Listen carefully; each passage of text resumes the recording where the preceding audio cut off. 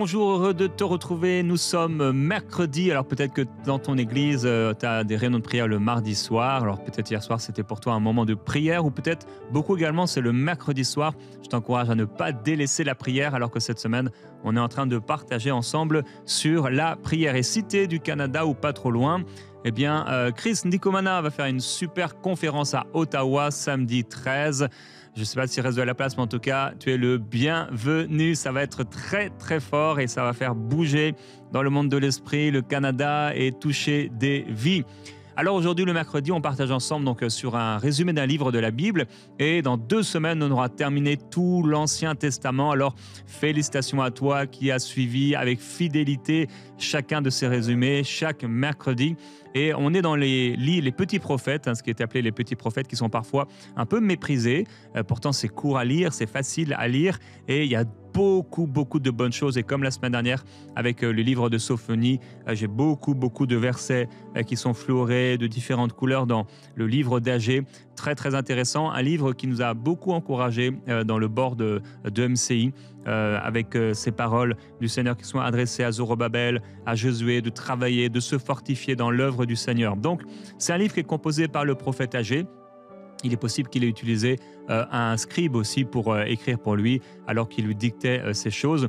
Il a exercé son ministère prophétique environ en 520 avant le Seigneur, avant l'incarnation de Christ. Et donc, Agée va prophétiser au retour, après le retour d'exil babylonien, sous l'autorité de l'Empire perse. Les Juifs revenus de Babylone ont commencé à reconstruire le temple, donc de 536 environ avant Jésus-Christ. Mais les travaux vont être interrompus jusqu'à 530 avant Jésus, à cause de l'opposition locale, du découragement. Donc pendant plusieurs années, ils construisent, mais ils s'arrêtent. Et c'est là qu'intervient le prophète Agée. Donc en 520 avant le Seigneur, après 16 années d'interruption, la situation est critique. Le temple est en ruine. Les conditions économiques sont très difficiles. Le moral du peuple est au plus bas. Et les priorités du peuple se détournent de celles du Seigneur pour s'occuper chacun de sa propre maison.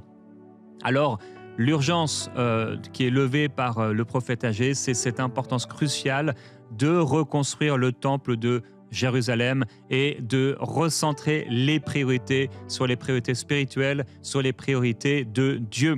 Et donc, il va faire un lien direct entre le fait que vous avez négligé le temple de Dieu et c'est pourquoi vous vivez des situations économiques difficiles. C'est un lien direct et donc, les thèmes de ce livre, bien sûr, la priorité du culte qui doit être rendu dans la maison de Dieu, les conséquences de placer ses intérêts personnels avant ceux du Seigneur, l'encouragement à passer à l'action même si c'est difficile, au milieu des difficultés, mais également la promesse de la présence du Seigneur et de la bénédiction de Dieu alors qu'on lui obéit. On en a parlé un peu hier.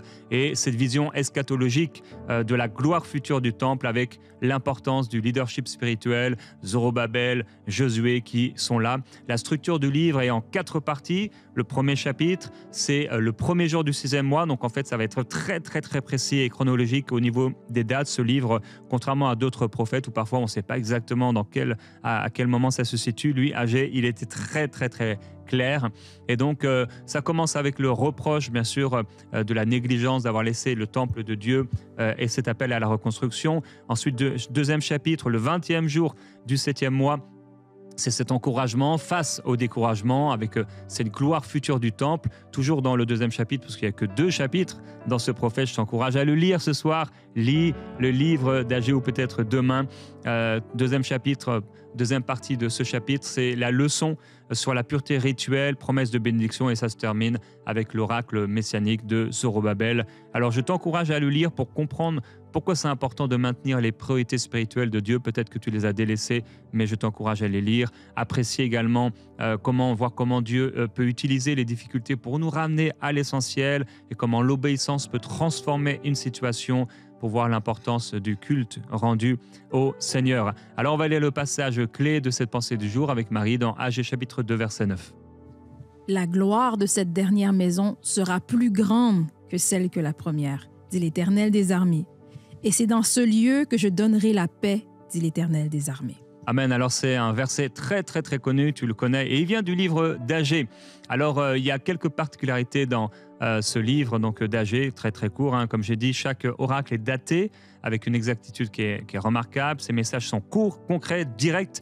14 fois, il est écrit « Ainsi parle l'Éternel des armées ». C'est vraiment Dieu qui parle. Il y a des métaphores qui sont liées à l'agriculture, au commerce, donc aussi aux besoins de la ville. Et peut-être terminer en disant, il y aurait pas mal d'autres choses à dire, mais c'est que Agée va être remarquable par son efficacité immédiate. Il va donner en fait 4 messages qui vont être délivrés en moins de 4 mois, et ces 4 messages prophétiques vont pouvoir relancer un projet qui a été abandonné depuis 16 ans. 4 messages en moins de 4 mois qui relancent un projet qui était là depuis 16 ans, abandonné. Et ça nous montre l'importance de la puissance, l'importance de la parole prophétique et la puissance de la parole prophétique quand elle est là, donnée au kairos, au moment de Dieu. Alors ce livre nous rappelle que parfois, un simple réajustement de nos priorités peut transformer complètement notre situation et libérer les bénédictions divine. Et on va entrer tout de suite dans l'encouragement du jour. On va partager avec toi donc sur les obstacles à la puissance de Dieu. Oui, quand on parle d'obstacles, ça veut dire qu'il y a quelque chose qui peut bloquer la puissance de Dieu. Et je vais demander à Marie, il y a 4 versets que j'aimerais qu'elle lise, de Philippiens chapitre 2, du verset 5 au verset 9. Ayez en vous les sentiments qui étaient en Jésus-Christ, lequel, existant en forme de Dieu, n'a point regardé comme une proie à arracher d'être égal avec Dieu, mais s'est dépouillé lui-même en prenant une forme de serviteur, en devenant semblable aux hommes et ayant paru comme un simple homme. Il s'est humilié lui-même, se rendant obéissant jusqu'à la mort, même jusqu'à la mort de la croix. C'est pourquoi aussi Dieu l'a souverainement élevé et lui a donné le nom qui est au-dessus de tous les noms. Amen. J'aime beaucoup la partie où il dit « c'est pourquoi Dieu l'a souverainement élevé ». Donc, il y a beaucoup, surtout les jeunes, qui veulent être élevés, voir la puissance de Dieu, Dieu agir puissamment dans vos vies. Mais Jésus, c'est notre exemple parfait. Pourquoi il s'est fait homme? Il faut qu'on nous suive ses pas. Donc, on doit suivre ce que Jésus a fait. Si Jésus faisait des miracles, s'il ressuscitait les morts, s'il faisait des choses que les autres ne pouvaient pas, c'est parce qu'il avait une vie spéciale, il avait un secret. Le secret, à part la prière, parce que vous savez qu'hier, on a parlé de la prière, qu'il était un homme de prière, qu'il se levait très tôt le matin, mais il y avait un autre secret, c'est-à-dire l'humilité.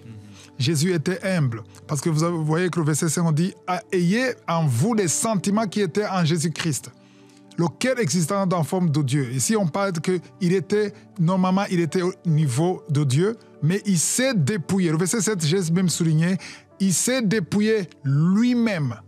Ce n'est pas Dieu qui l'a dépouillé, mais c'est Jésus lui-même qui s'est dépouillé. Cette gloire, c'est lui qui s'est dépouillé en prenant une forme de serviteur, en devenant semblable aux hommes. C'est lui qui a décidé.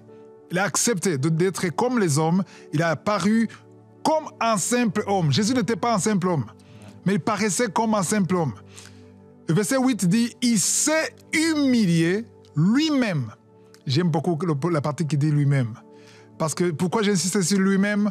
Parce que si tu ne te dépouilles pas toi-même, si tu ne t'humilies pas toi-même, Dieu va t'humilier.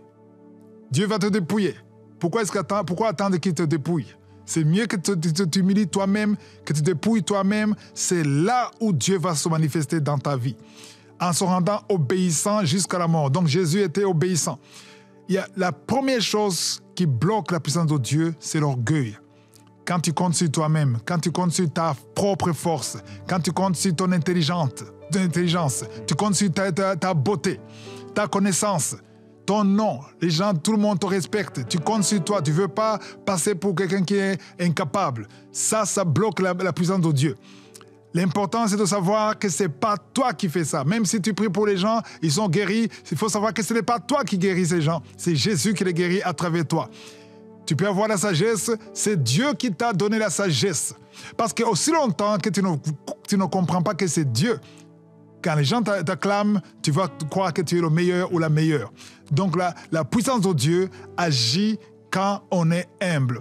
C'est pour ça que le verset 9 dit « c'est pourquoi ». Quand on dit c'est pourquoi, donc on veut expliquer pourquoi Dieu l'a souverainement élevé. Donc Dieu va t'élever à partir du moment où tu vas te commencer à sentir que c'est toi, à être conscient que ce n'est pas toi qui fais les choses, que c'est Jésus, que Dieu qui fait ces choses, alors Dieu va t'élever parce qu'il cherche les humbles.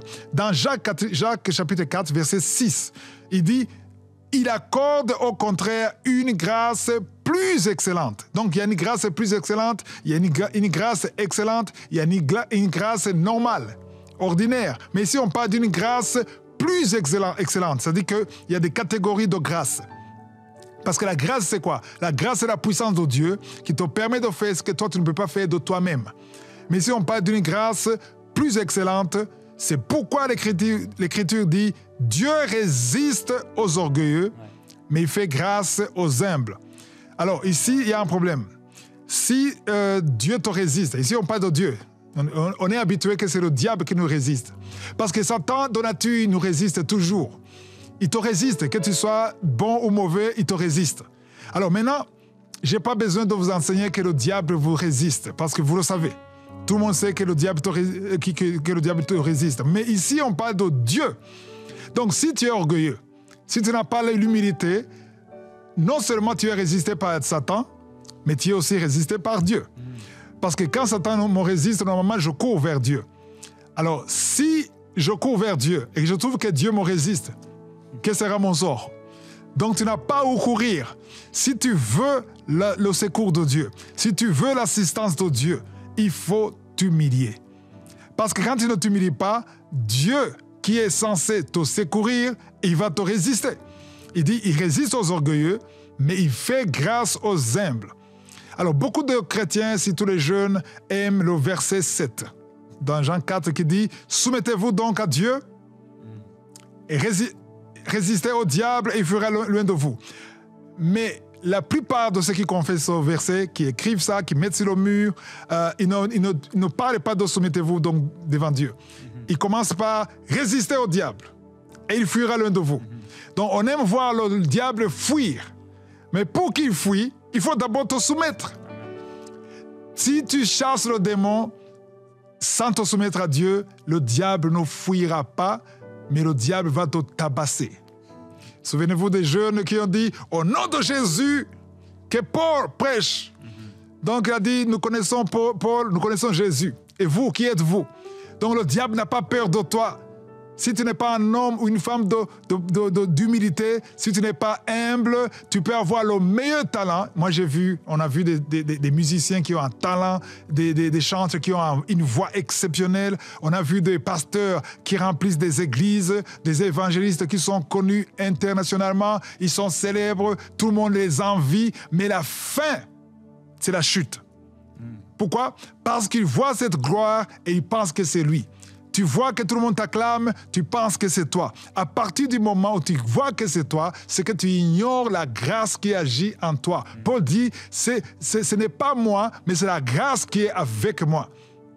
Tout ce que je fais, c'est pas moi. Paul dit que ce n'est plus moi qui vis. Dans Galates chapitre 2, verset 20. Ce n'est plus moi qui vis, mais c'est Christ qui vit en moi. Donc, vous me voyez, mais ce n'est plus moi. Donc, ça dit qu'on doit être crucifié à la chair et laisser Dieu agir. La puissance de Dieu agit à travers l'humilité. L'humilité, ce n'est pas marcher comme ça, non, non. L'humilité, c'est être conscient que ce n'est pas toi. Être conscient que si tout le monde t'acclame, ce n'est pas que tu es extraordinaire. Non, c'est lui qui est en toi qui est extraordinaire. À partir du moment où tu comprends que la belle voix que tu as, la connaissance que tu as, la puissance des miracles qui agit à travers toi, que ce n'est pas toi, l'intelligence, la voix, la beauté, ce n'est pas toi, ça, c'est la victoire. Le diable a peur de ça. Alors, le diable veut toujours te convaincre que c'est toi. Et tu veux te regarder dans le miroir et te dire « Waouh, je suis le meilleur ». À partir de ce moment, tu as perdu. Ici, il dit « Soumettez-vous donc à Dieu ». Donc, le verset 7, il ne faut pas commencer par résister. Les chrétiens aiment beaucoup commencer par résister. Et le verset 10, verset 10 dit « Humiliez-vous devant le Seigneur et il vous élèvera ». Donc, il y a une condition pour être élevé. J'ai vu des chrétiens qui jeûnent pour l'élévation. Ils jeûnent pour avoir une grande église, un grand ministère, un don qui fonctionne d'une façon extraordinaire. Et tu pries pour ça, mais tu es orgueilleux. il faut d'abord t'humilier. C'est ça le secret de la puissance de Dieu. Oui, prier, c'est bien. Passer 40 jours dans la prière, dans le jeûne, c'est bien. Passer des jours sans manger, c'est bien. Avoir la foi, c'est bien. Confesser, c'est bien. Mais tout ça, c'est rien si tu es orgueilleux. Ouais. Ça ne compte pas. Donc, tu as perdu ton temps. Tu peux jeûner 40 jours sans manger, sans boire. Alors que tu es orgueilleux, ça ne fonctionne pas.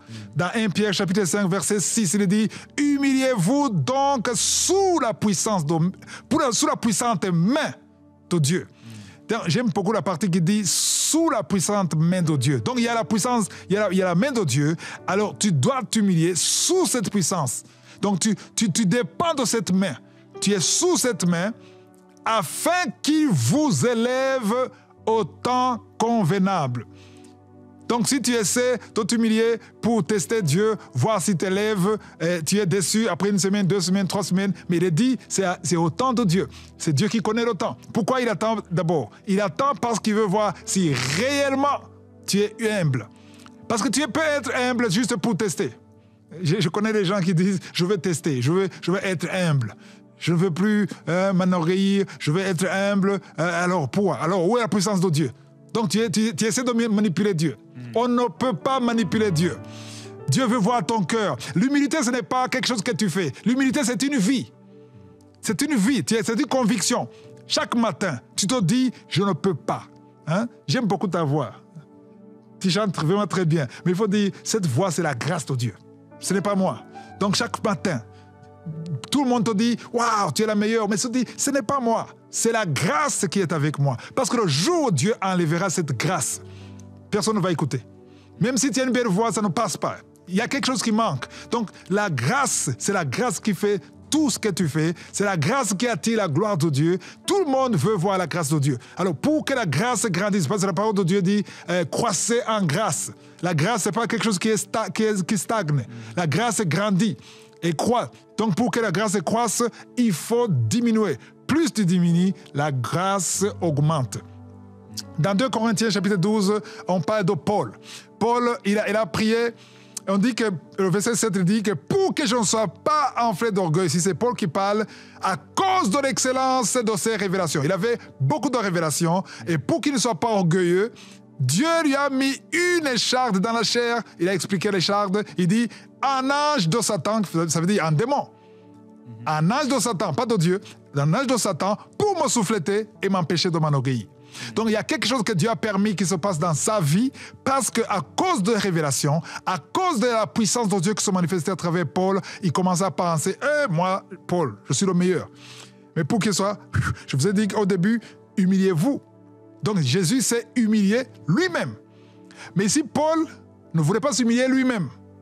Et pour qu'il soit humilié, il fallait un ange de Satan. Alors pourquoi attendre l'ange de Satan? Pourquoi ne pas t'humilier toi-même avant que l'ange de Satan vienne? Donc si Paul, avant de comprendre, il a jeûné, il a prié 3 fois pour que Dieu et le Seigneur éloignent de cet ange de Satan. Mais la réponse était claire. Il a dit, ma grâce te suffit. Autrement dit, non. L'ange est sur ma mission, il reste là. Car ma puissance s'accomplit dans la faiblesse. La faiblesse dont on parle ici, ce n'est pas le péché. La faiblesse, c'est de savoir que ce n'est pas moi. Moi, je suis incapable et tout ce que je fais, c'est Dieu qui le fait. Et cette faiblesse, Dieu aime cette faiblesse. C'est la faiblesse de dire, Seigneur, que toute la gloire te revienne, même si tout le monde m'acclame, je sais que ce n'est pas moi. Le secret, c'est de t'humilier, d'accepter, et surtout de t'humilier toi-même. J'ai toujours dit à Dieu, Seigneur, maintenant, tu m'as humilié plusieurs fois, maintenant je veux m'humilier moi-même. Et c'est bien quand tu t'humilies toi-même parce que tu souffres moins. Ceux qui souffrent plus, ceux qui ne veulent pas s'humilier et attendre les anges de Satan pour les humilier. En conclusion, humiliez-vous vous-même. Le secret, c'est l'humilité et reconnaître que c'est Dieu qui fait tout et sans lui, tu ne peux absolument rien. Jésus, Jésus, Jésus, tu es élevé au-dessus de tout. Oui, chante-le là où tu es. Jésus, Jésus, Jésus, tu es élevé au-dessus de tout. Jésus, Jésus, Jésus, tu es élevé au-dessus de tout. Jésus, Jésus, Jésus, tu es élevé au-dessus de tout. Jésus, Jésus, Jésus, tu es élevé au-dessus de tout. Oui, élève-le sur ta vie, élève-le sur tes situations. Jésus, Jésus, Jésus, tu es élevé au-dessus de tout. Jésus, Jésus, Jésus, tu es élevé au-dessus de tout. Jésus, Jésus, Jésus, Jésus, tu es élevé au-dessus de tout. Jésus, Jésus, Jésus, Jésus, tu es élevé au-dessus de tout. Jésus, Jésus, tu es honoré au-dessus de tout. Jésus, Jésus, Jésus, Jésus, tu es honoré. Amen. Au-dessus de tout. Jésus, Jésus, Jésus, Jésus, Jésus, tu es honoré au-dessus de tout. Jésus, Jésus, Jésus, Jésus, tu es reconnu au-dessus de tout. Jésus, Jésus, Jésus, Jésus, Jésus, tu es reconnu au-dessus de tout. Seigneur, nous voulons nous humilier sous ta puissante main. Combien de fois, Seigneur, ta puissante main était sur nous et on a résisté. Tu nous appelais à nous humilier, tu nous appelais à aller là à genoux, tu nous appelais à arrêter notre programme, notre travail, ce qu'on était en train de faire et on résiste, on résiste, on résiste. Seigneur, pardonne-nous, pardonne-moi pour les fois, Père, où il y a quelque chose en moi qui résiste à ta présence et à ce que tu veux faire. Tu veux nous amener à la prière. Tu veux nous amener simplement à dépendre de toi et à ce qu'on puisse confesser, à ce qu'on puisse déclarer notre besoin de toi, notre dépendance de toi. Et tout ce que tu veux, c'est ce cœur à cœur avec toi. Et ta main est puissante sur nous. Et elle vient sur nous pour comme nous écraser parce qu'on a besoin.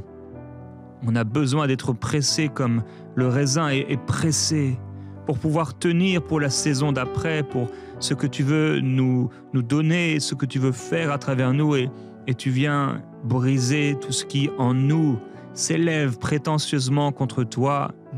Tout orgueil spirituel, tout orgueil de la vie, toute chose qui s'élève, toute convoitise, toute faiblesse doit se soumettre à toi. Nous soumettons en ton nom, Seigneur Jésus, tout ce qui voudrait en nous s'élever. Nous soumettons dans le nom de Jésus nos émotions, nos pensées, nos corps. Nous soumettons, Seigneur Jésus, nos envies, nos désirs. Nous nous soumettons à toi et nous nous humilions devant toi. Sans toi, nous ne pouvons rien faire. J'ai besoin de toi.